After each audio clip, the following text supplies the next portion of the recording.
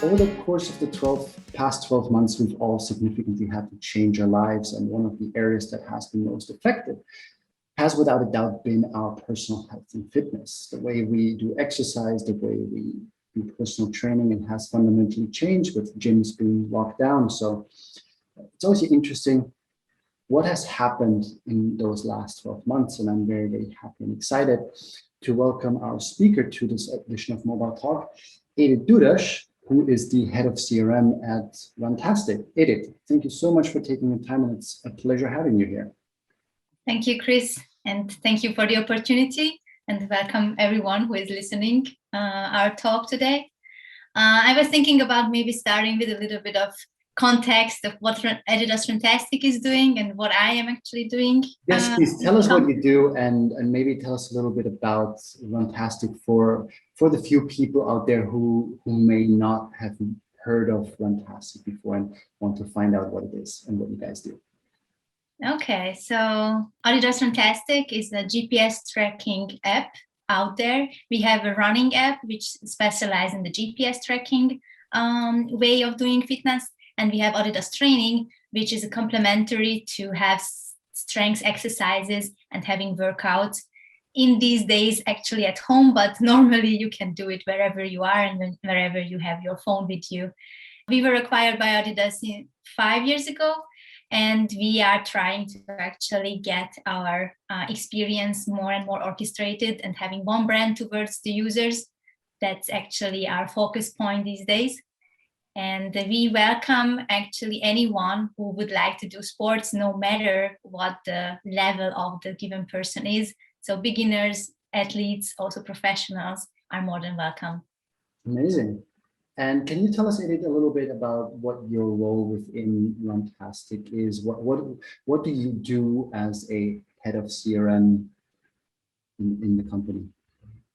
So my team is actually the team who can directly talk to the users, hopefully when they have no problem, because obviously we have customer support that they can contact whenever they have anything to tell us or anything to fix. But we are sending messages to the users who already started using our apps. So our main goal is basically getting them know what the app can do, also guiding them through their fitness journey and retaining them and keeping them in the app as long as possible. And I'm leading a team who is trying to take care of the Adidas Training app, the Adidas Running app separately. And we also have team members who are definitely keeping, the focus on orchestrating the whole experience between the two apps and also with Adidas. So we have a focus on multi-app usage and also the user's life cycle. So it's not the same for us if someone just joined our fitness environment or he or she is actually with us for a longer time.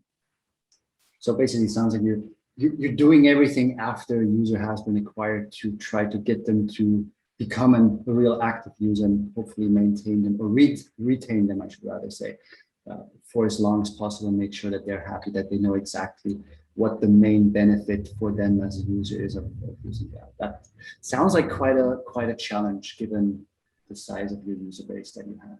Amazing. I actually wanted to, start off by a little bit by addressing the elephant in the room in a way. I mentioned earlier on, we've been through what seems like an endless 12 months of coronavirus, initially starting, then kind of fading a little bit into the background, coming back. Second wave, some countries are in, or regions are in the third wave already. And there's always been a lot of coverage and a lot of reporting around the impact that it has had on retail. How people have changed their buying behaviors, shops are being closed, people have fundamentally had to change the way that they consume, how they shop, and all these things. But I'm interested to hear from you, being a company that provides predominantly digital content in the sense of workout plans and fitness routines and tracking their activity. What has the impact of coronavirus over the last 12 months been on you, not just in terms of a business for Runtastic, but also maybe in terms of how your users interact with the product. Is there something you can tell us about that? I'm happy to share how we managed or navigated through the last 12 months. Yes, as you mentioned, basically the environment or how we live is actually changed for everyone. But I would definitely highlight that I believe that people's free time was kind of transformed. We cannot say that everyone actually felt that they had more free time, but completely had different things to do, because a lot of things were closed. If you think about fitness and health, basically gyms were not available. Going to get a massage was also not an option. So it completely transformed how people are spending their free time. And we always had a focus in our app to educate the users what fitness actually means for them. But it had there was a tremendous need in the last 12 months. So on the top of what we felt like useful or beneficial for the user. So users became more self-awareness. They were more open to topics like meditation or mental health, or what effect they will see on their body, on their mood after a workout or after extensive activities. Because, you know, I mean, we are people, we can go easily to the extreme, and it's also not good if someone is burning his or her body out just because we can call it sport. Interesting. I'm intrigued. I read a piece that Scott, your CEO, did in collaboration with Google, where I think he mentioned that you saw 100% increase in users, or maybe it was even more in those months around, I believe it was March, April and May last year. And kind of the program that you, or that Runtastic, or Adidas Runtastic, I should rather say, started doing around giving something back. Can you explain a little bit from a CRM point of view and communicating with users, how did you kind of deal with this sudden surge of new users coming in that all need to receive certain messages, that all need to be onboarded to the app and need to be made aware of all these things that you as a company are doing? Yeah, it was definitely a challenge that my colleagues basically tried to open up the funnel. So having as many people into the apps as possible. And as you just mentioned, people basically took the opportunity, and we got actually more than 200% growth last March. It was really insane from one day to another.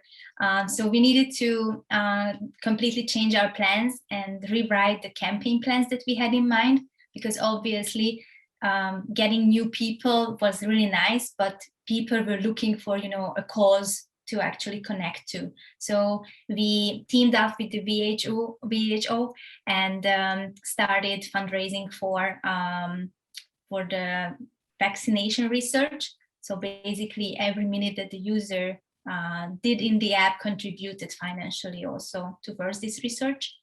And on the other hand, we opened up our premium, so the subscription for everyone with a 90-day premium offer. And from the CRM side, it was really tricky, because that was the first time when we massively started using, you know, deep linking to other sources. So not only within our channels or within our apps, but being able to start with the really valuable message for the user that you have free premium to try. And the first thing that they should experience was that it's unlocking, and not that you need to go through the registration process, which is a must. But in this case, it was secondary. So that's what we needed to manage and test in the background. And on the other hand, what was really important, that we were expecting and looking at our onboarding and retention programs like solid rocks. And it was the real trial for them. So we sped up on the way how we report. So basically we started daily reports on new users entering, also how many activities they are tracking in the app, and what they are doing after the first couple of days.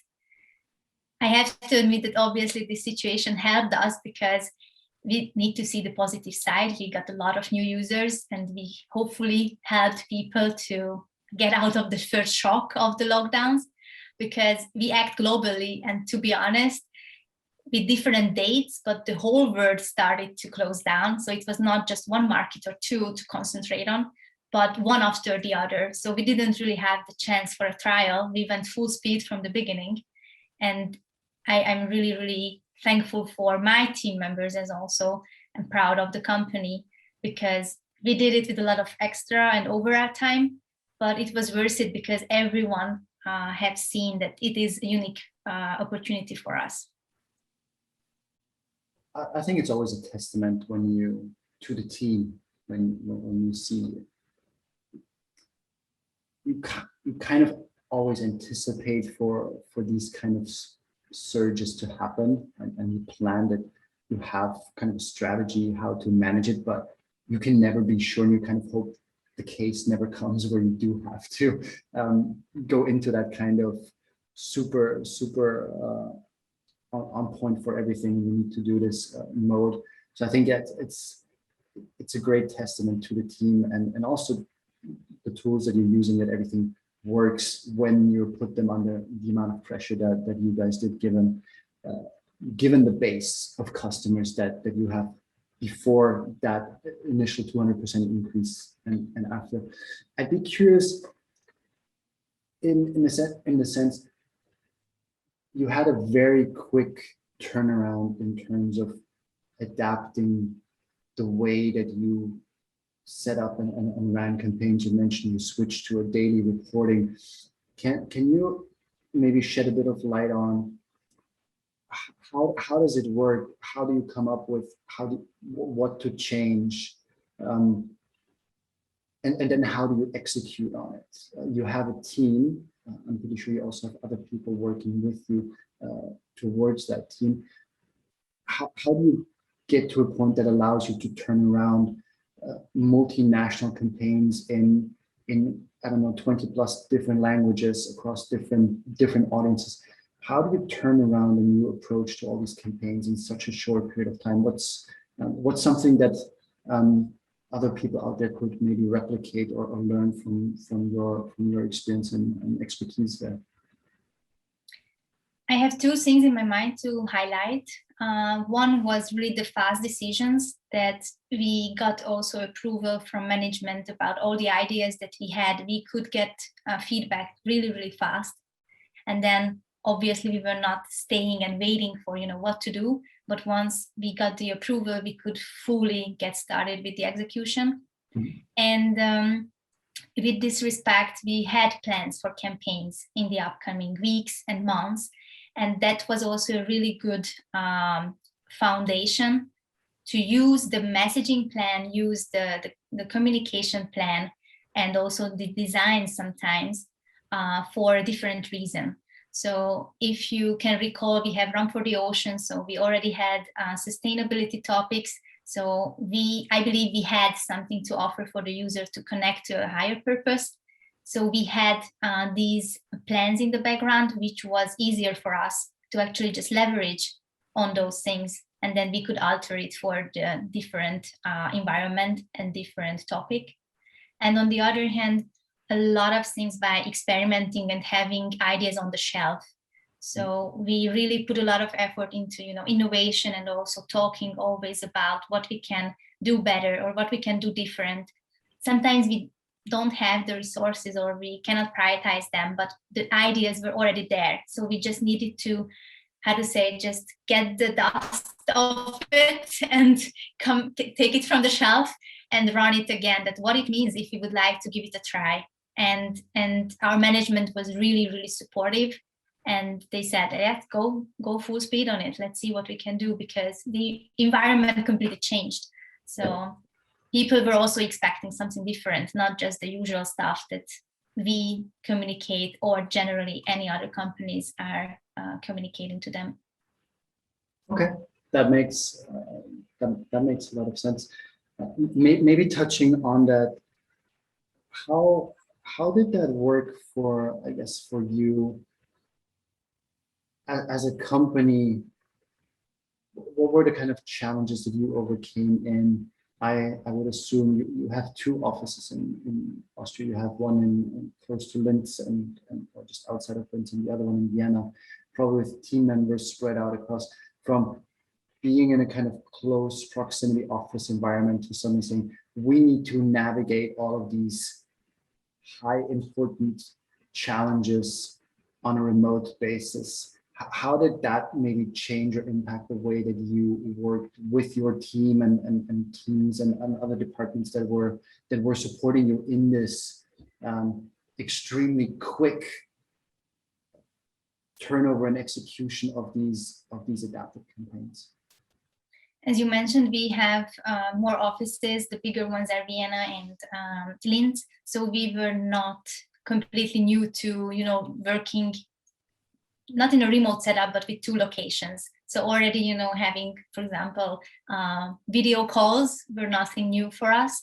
Obviously, the coordination needed maybe more time and more alignment meetings. So if you would say that you can manage a topic with an hour meeting, if everyone is in the room, we can try things out. We needed maybe double the time to get to the same outcome in the first days. But it worked because everybody wanted to make it work. And we tried to also, have separate meetings. So come to a conclusion, then everyone works on something, then come together again with an outcome. And what I think was really important here, that we put, the right safety mechanism in it, because as I'm talking about experimenting and the fast decisions, it can easily lead to, not thoughtful decisions or many mistakes because we have never done it before.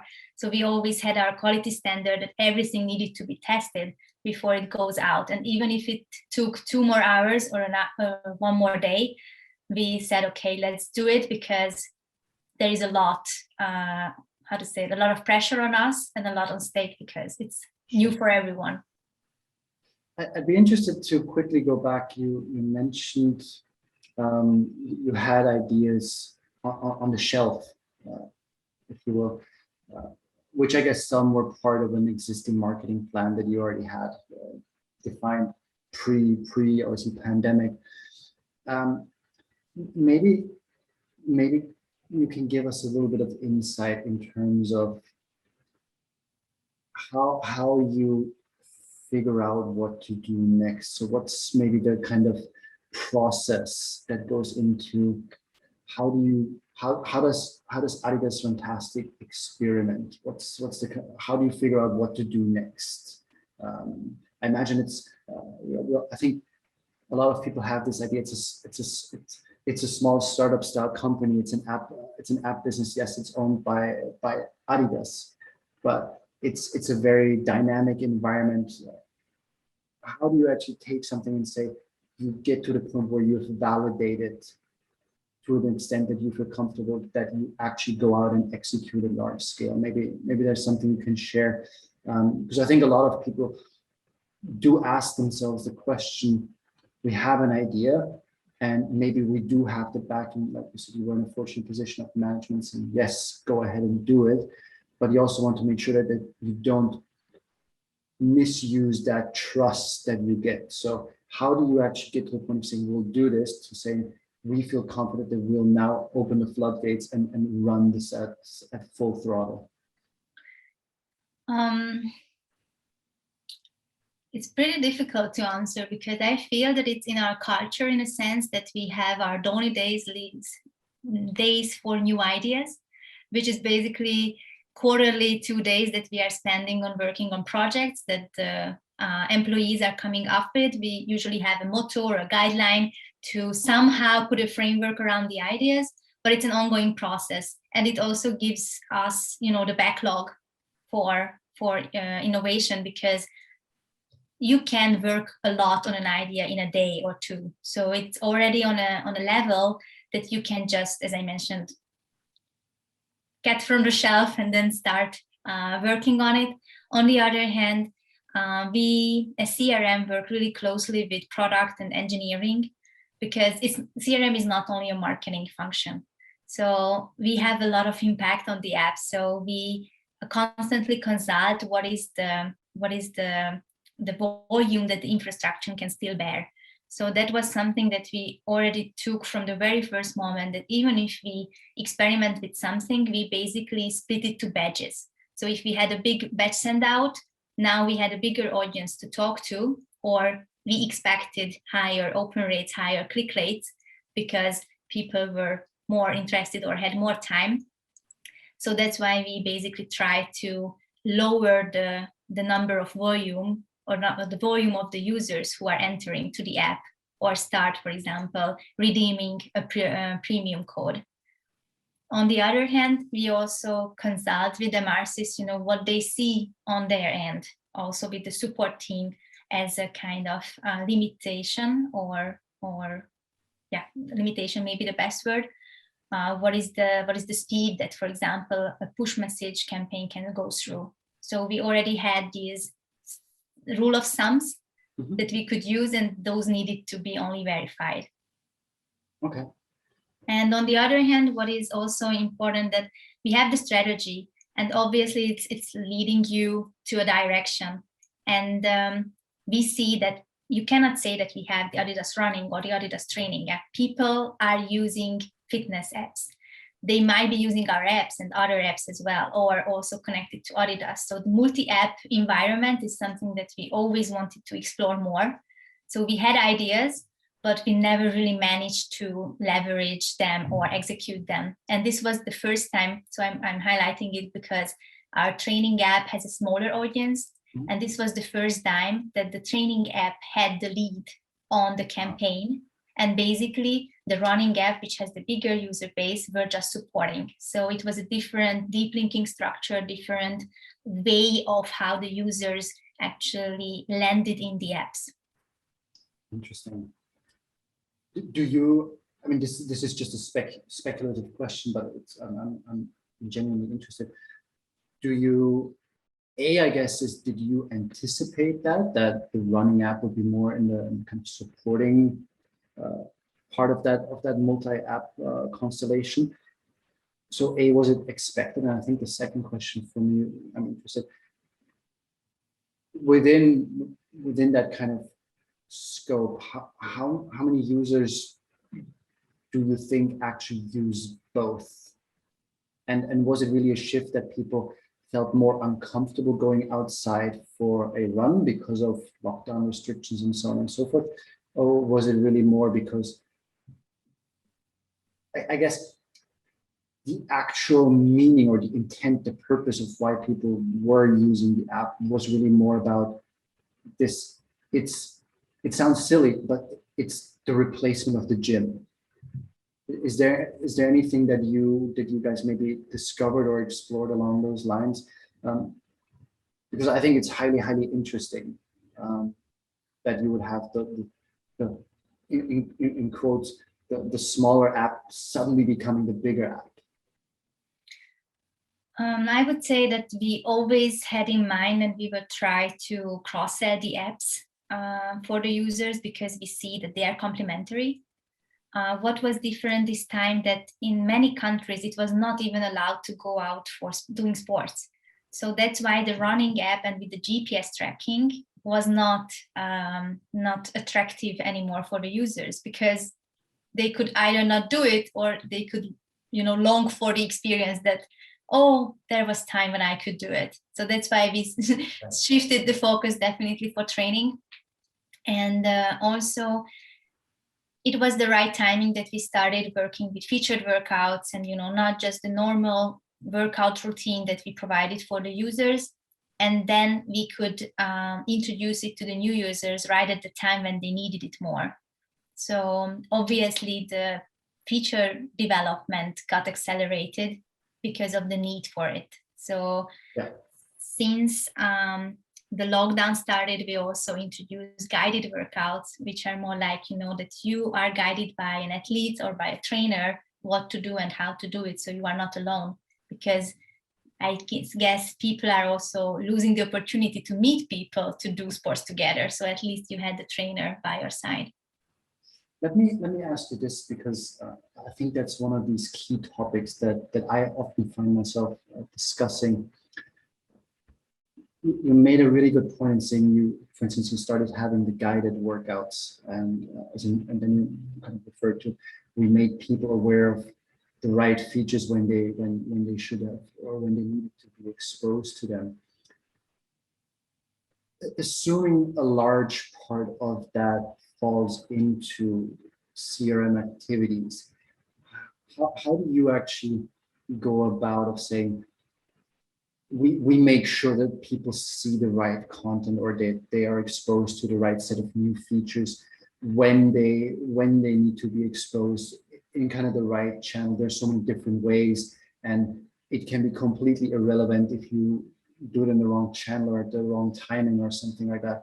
What's your kind of strategy to make sure that you do it in a cohesive way, and how do you actually measure whether or not that's been a successful strategy? So if we were to stick with the guided workouts, how would you say you were to look back on a campaign, informing people about this new feature, say we call this successful or not?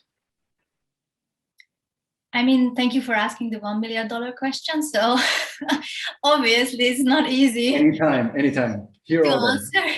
And I would say it's part of someone choosing the CRM profession, that you never know if you are doing the perfect thing, or you can never say that you are having the perfect automation, because it can be always optimized.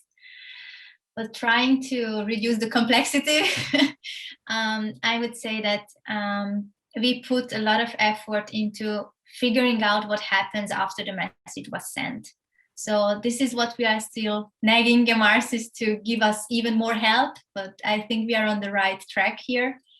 But not only seeing, the stats specific for the message, like opens, clicks, unsubscribe, but also seeing the conversions to what we want to achieve. So a conversion for us is not necessarily monetary, but what the user is doing. For example, joining a challenge or start tracking an activity. And that was the key, that, okay, we sent these messages. Did it have the right impact, or did it work? So that was something that we started having a look at it. And obviously you start small and with manual things, ideas that you check. And at the very beginning of the pandemic, if I can say it like that, obviously we didn't have time to A/B test things. So we needed to go with our first impression, or what we saw that would work or thought that would work. And later on, we could start experimenting with A/B tests. But by the time we could see if something is working or not. And I can also just highlight again that it was a lucky situation for us, because people had a higher attention towards our apps. And we had the big campaign of the year already prepared to start in May. And we needed to twist it, tweak it to meet the given circumstances, but we had a plan in the background. That makes sense. Maybe one more thought, just again out of curiosity, on this kind of surge that you experienced. Did you see any kind of changes in terms of, out of all these sudden new users coming in, did you find yourself creating new segments or clustering people in different ways because they came with a different set of motivation, perhaps, or something?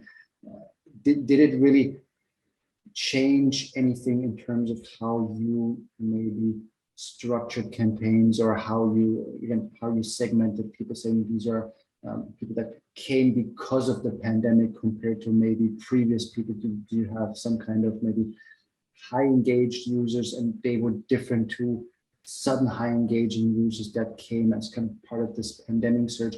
Is there anything that you found specific for Adidas Runtastic that changed that, or would you say they were just basically like just a massive influx of new users, like we would have seen if we had a massive release update or anything like that?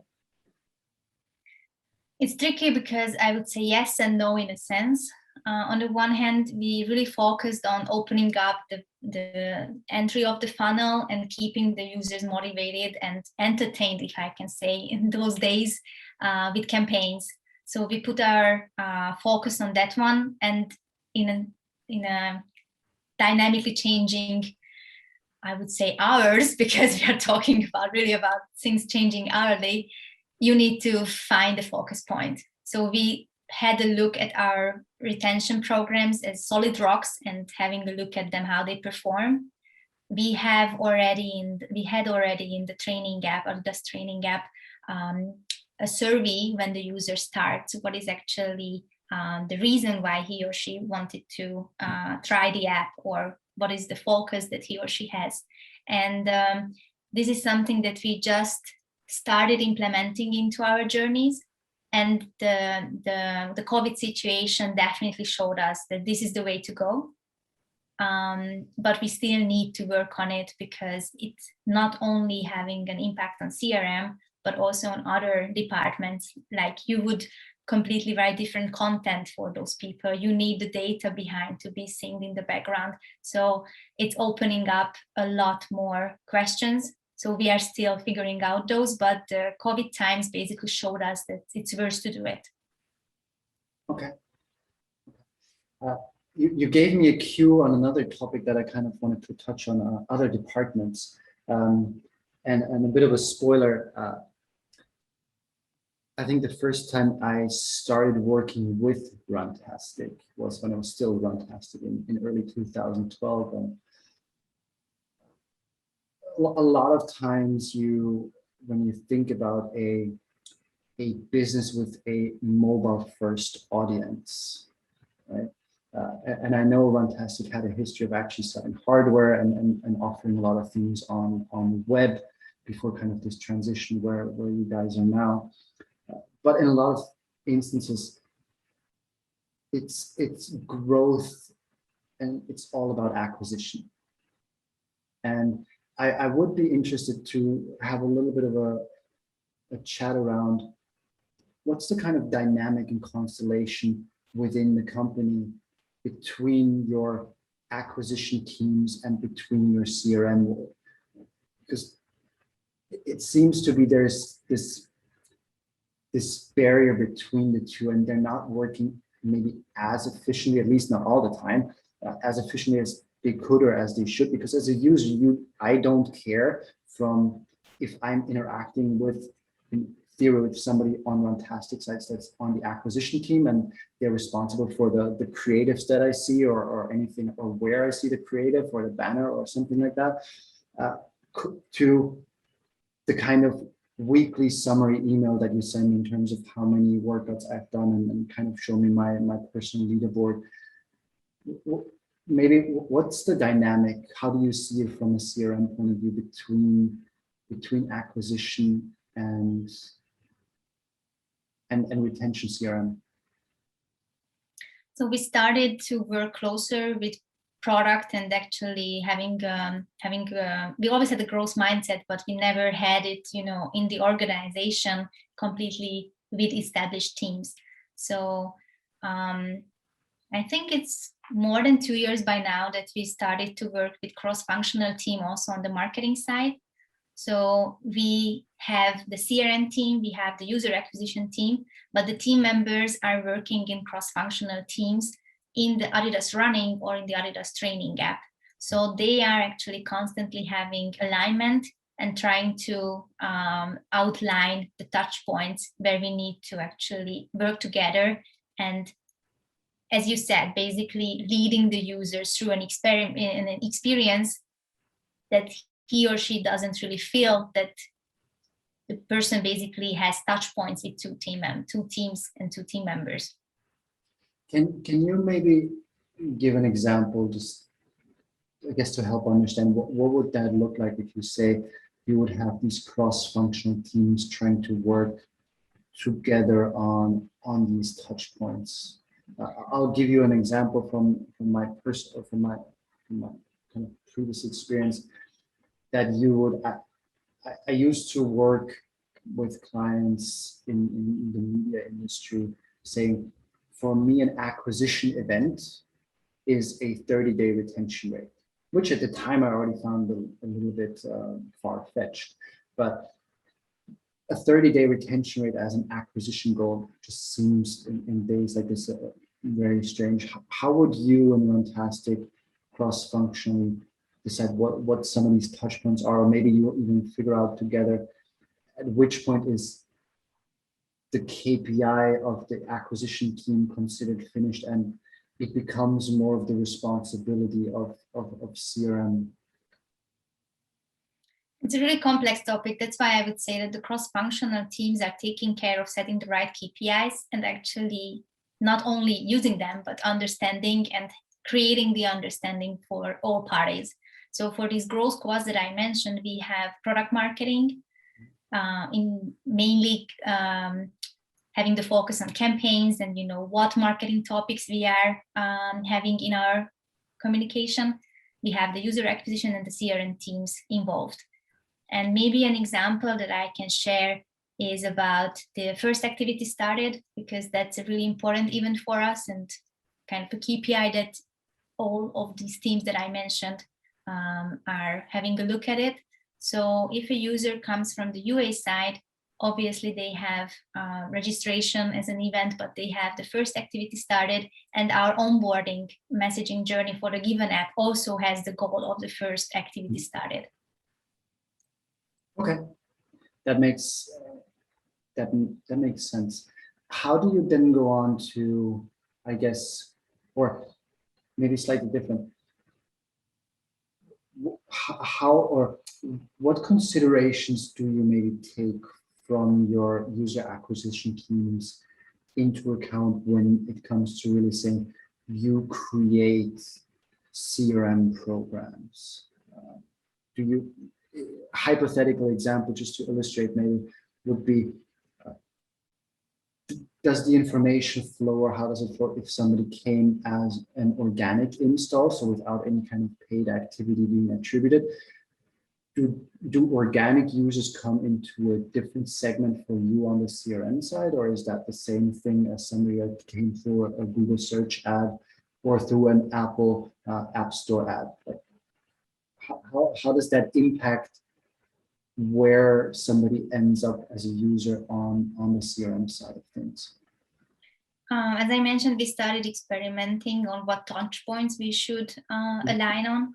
So I have to admit that I'm not that much involved into the details, because that's why we have the growth squads to identify those things. What I would highlight that we put the focus on the topic, the need of the user, how he or she encountered with the app. Like I mentioned with the survey in the beginning of the registration, or also having different paths for example, Adidas runners, which is a community-focused topic in our app. That if someone is coming from an ad or a UA campaign which focused on Adidas runners, we also provide them a welcome email different compared to other users. Mm-hmm. Okay. I have to admit, I don't have that much details on the operation on these things. I think this example can help you to see that the user experience and the journey is aligned. But that's how deep I can go today. No, that's, I think it's also one of these ever-evolving topics.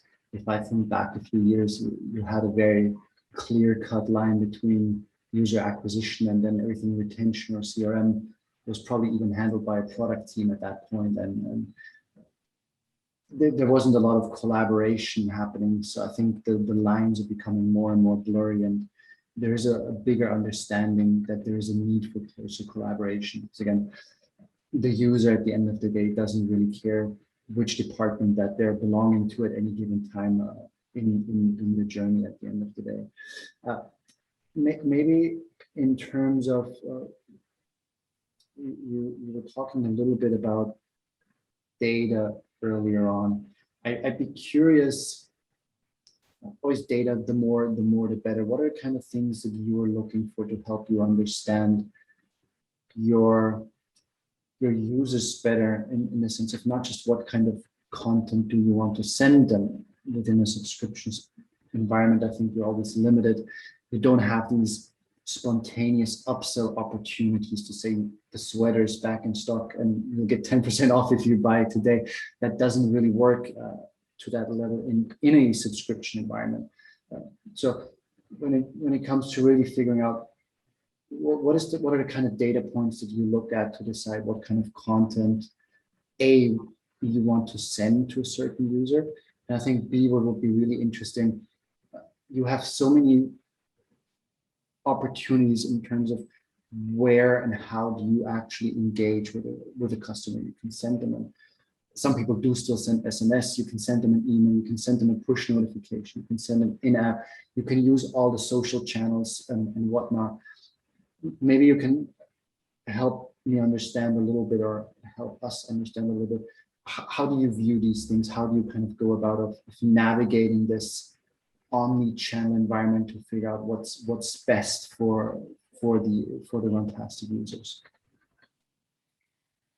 So if you just think first about CRM, obviously we have the channels with different characteristics. So as you mentioned, we have the mobile first strategy. So definitely the mobile channels are having some kind of priority, and the email channel is supporting the users. Or if we want to share, more information with the user, we are using email to make it easier for the for reading it and consuming that information. On the other hand, even if you would have all data available, we are still human and we need to consume it, and we need to, ask the right questions, what to do with the data at the end of the day. So I would say that we keep experimenting with what is the best metric for us. So obviously we have our company goals, and I'm not saying any surprise that we are measuring our performance on the monthly active users, because this is a well-known industry metric. So it is really hard at the moment to have the direct link from CRM message to a monthly active user, because there are so many other impacts that the user actually has, or a lot of other topics or channels that the user consume. So it is hard to connect it. So if you ask me, that's my personal favorite topic, to how we can get to a point that we identify the direct and indirect connection with CRM and retention, or MAU, at the end of the day. Yeah. We started actually experimenting with figuring out the attribution model that would fit us, because obviously the last click attribution is the first step. And this is what we trying also internally, and also with Emarsys project managers, to identify what are the events or what are the conversion events that we need for this purpose. And we are getting more and more, gaining more experience in it. So we are opening up this area for the multi-touch attribution to see actually what happened before, because obviously there are channels which you can already tell would work the best, because that's the last step. For example, a user joins a challenge, but you need to see the big picture to see what they actually consume or how they actually use the app. And it's coming two-folded, because obviously you have the data and you need to figure out what you want to analyze. But on the other hand, we have a strong feedback culture towards the users. So we are constantly asking for feedback, and it can also guide us which should be the next step to look into data. Yeah. I think it's again one of those scenarios. It's always easier to say we need more data, we need more data, we need more data, and everybody wants more data. But at the end of the day, it's really about figuring out what is the right kind of data, or what data do you actually need to get those insights to help you make decisions, right? I can say here are 3,000 data points on a specific user, but if I don't actually know what the data points are that are determining what a user ends up doing, or that influence that user, it will be, I can do from 3,000 to 10,000 data points, and I still won't be any any wiser around it. So I think that's really interesting, and I'm actually very curious how these kind of data points will evolve in the future. And I think if you were to start future gazing a little bit,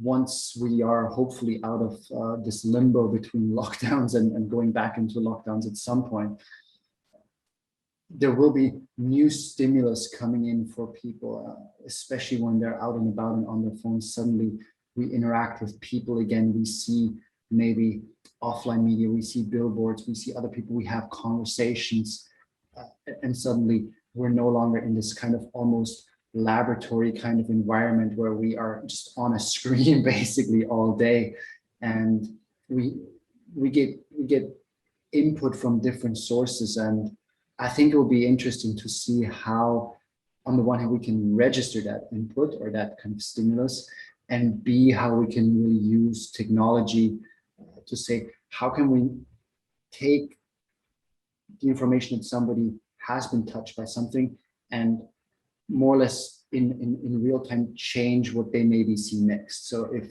I were to know somebody was on Instagram and saw something, maybe what they see the next time that they open the app needs to be different than what they would have seen if they hadn't been on Instagram, right? Just a hypothetical example, but this, I think with more and more kind of stimulus and distractions coming in, it will be very hard to predict, and it will become more and more important to process certain information just in real time and then base decisions off of that. But I don't think we want to get into that on Friday afternoon, to be honest. Maybe being conscious of time, and then very much appreciate you taking the time to speaking to us. In general, we're post-pandemic, what are, from your point of view, what are the big opportunities and maybe challenges for CRM, for Adidas Runtastic in the, not just upcoming year, but maybe in the next 1 or 2 years, as far as you want to lean out the window to make an attempt of predicting what will happen. But what are you kind of maybe worried about, and what are you excited about? I definitely think that it's an opportunity and also a challenge to understand how people consume content. So I would say that content will become a currency. Like even if we are going back to kind of normal, whatever it will mean, the fitness and health apps are also kind of competing. You said data, so it's in the back of my head. There you go. So competing for the free time of the user. So we can also consider that we compete with entertainment, Netflix at the end of the day. So that's why I think that it will be even more important what type of content and in what way we are sharing it with the user, because the entry level or the entry barrier is super low. Everyone can create content. Everyone can film an exercise or put together a plan for you. So it really depends on how all the pieces will tie together and build up as a user journey for them. So this is what I mentioned at the beginning, that people are more conscious right now what they need for their mental health, what actually fitness means for them. It's not just doing an exercise here and there, but really we want to help them to understand it as a full package. On the other hand,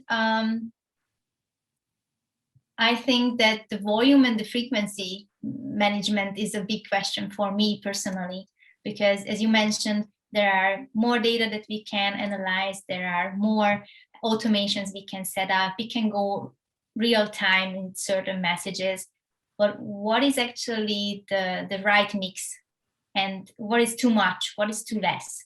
So this is what I would say that we will have to focus on in the upcoming years, to understand when we are bombarding the user, if I can say, with information, or when we are really helping.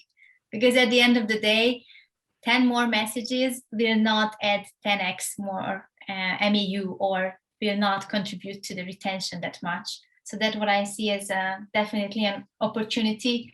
And what I'm also thinking about, that CRM as a profession is evolving. So it has something to do with the pandemia, but it was already a trend that I think by now all companies have at least one person working in CRM. And CRM can be defined different company by company, but in our case, basically, we really would like to be the body for the user or be there for them to guide them in their journey. So how you are going to do it when you have personalization, AI maybe in the background, but what is the right mix to use? I think that's, I was going to say that would be a terrific next topic to speak about, but no, we won't go there. I think it's another one of those things that I like to play around with, just thinking and speaking to people. And maybe this just is a final kind of question that I want to throw your way before I let you get on and get ready for the weekend. You mentioned the component of volume and how much is too much and how much is too little, and when do you need to personalize, when do you maybe not need to personalize, right? I think personalization, if done correctly, is very powerful, but do you need personalization always and all the time? The answer is probably no, because otherwise we wouldn't have television or we wouldn't have mass media in that sense. And I think it will be an art. And I'd like to maybe just, again, as a final thought from you, maybe the role of CRM being able to do that part of the thinking, understanding from a human point of view, how much is too much and how little is too little for you as a user. And the role of, I think, of technology will be really just to say, you think about what's right or wrong, and technology will help you execute. Do you see it the same way, or do you think that technology will actually come in and tell you, based on certain on certain AI predictions, that now is enough because maybe the time when you sent it until somebody engaged with the message was longer than a few seconds, or whatever kind of proxies that you're looking at? What will then the role of CRM as a CRM manager, or as a human, or as a job be, as those kind of lines converge more and more in terms of what does technology do and what does the human who uses the technology do? That's a really complex topic for closing down, but I'm taking the challenge. I would say that technology should be there to support us. So obviously, as you mentioned, at the end of the day, you need to feel human at the other end, so the consumer end. Yeah. And I hope that we will have marvelous AI mechanism in the background, but it will not take care of everything. So I would say that it can help us to be better, and maybe also managing the complexity better, because obviously we will enter a more complex way of messaging, but it should be only supporting us. So at the end of the day, we are human. So you can also say what you would like to consume as information.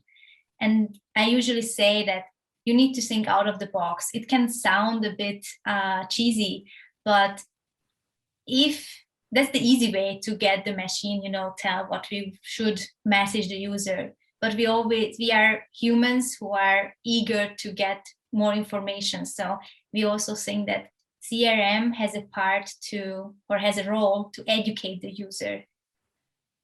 Maybe we don't have time to have a touch on how actually you interact with the message. So you also need to teach certain features or certain aspects to the user itself. Just saying an example, if you add a rich media to a push message or the buttons, you need to do an action to actually see it. And that's what we try to also incorporate into how CRM works, and kind of, breaking the rhythm. Because what I would say that for humans, I think it's really important to have, extremes and breaking the patterns, because then it can get interesting again. Edith, thank you so much for your time today. And all the knowledge and insights that you've shared. Very, very valuable, very, very interesting. Thank you for being a terrific expert and for being a terrific partner of Emarsys. Thank you so much for the opportunity.